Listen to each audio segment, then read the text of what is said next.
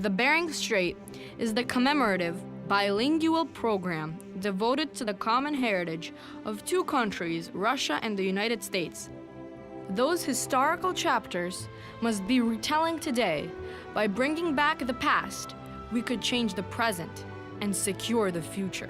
Nothing is more needed by today's world as the reminder of simple goodness, not necessarily written in stone. Alaska, where the mountains hold their snowy peaks up high, where the ice goes up to the sky.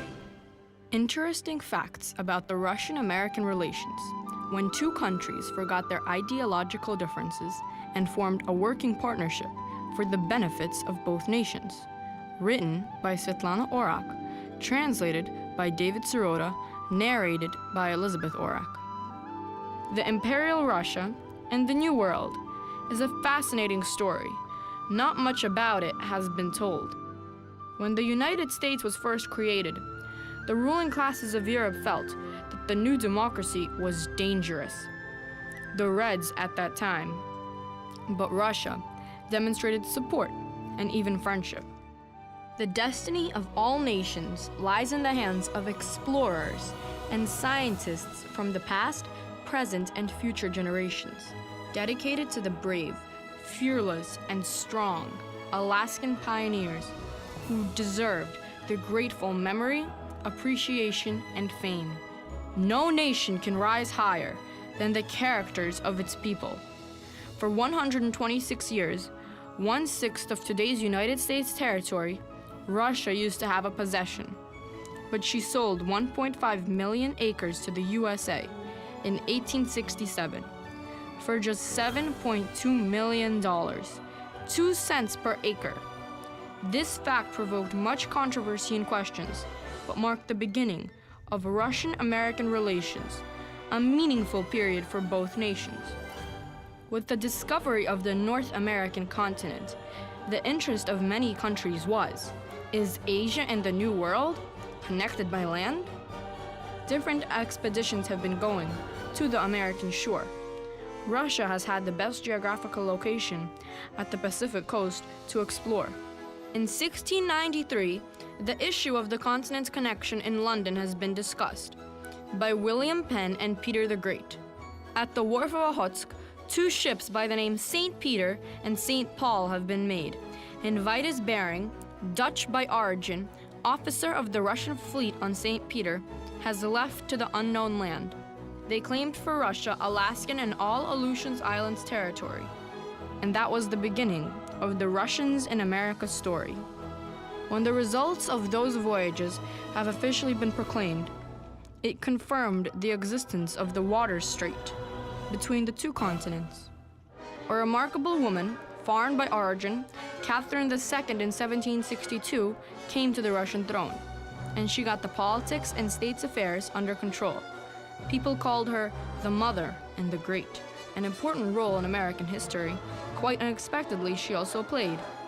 On September 12th of the year of 1775, the English king, George III, a letter to the Russian empress sent and asked for help. To suppress the uprising colonists in America, Russian soldiers he wants to come.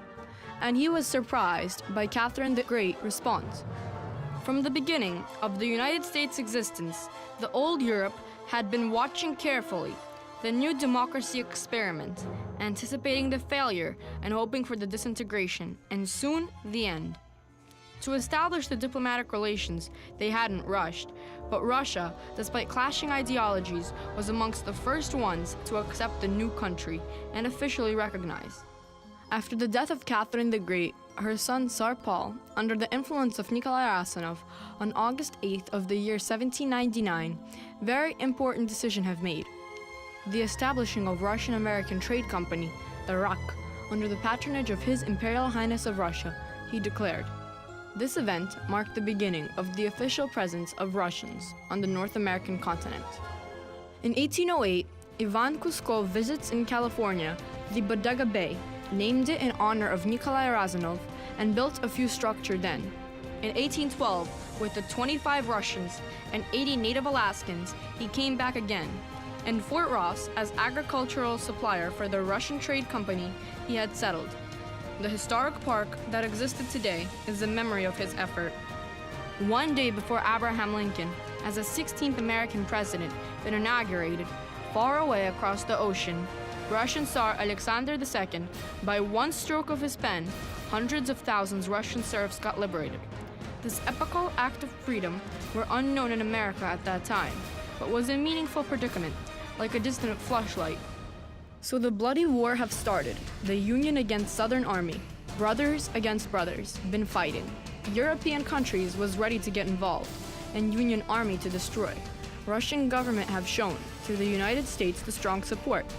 To confirm that, in September of 1863, Russian war vessels were sent to the ports of Boston, San Francisco, and New York, and they were received there with the honor, hospitality, and warmth. Arrival of the Russian Imperial Fleet to New York and San Francisco shore have prevented European intervention in the American Civil War. But early in the Crimean War, the United States has demonstrated loyalty for Russia by not supporting England with the blockade of the Sevastopol port. Russia hated, as everybody else, the American democracy. The United States contempt Russian absolutism and autocracy, but they had the common foe, England, at that time. And this fact and the destiny of Alaska have played an important part. Two international bedfellows, the Russia and the United States, were closest territorial neighbors, and amity and friendship were traditional in their historical relation. In the peacetime, they are the political rivals. In the wartime, mostly, they become an alliance.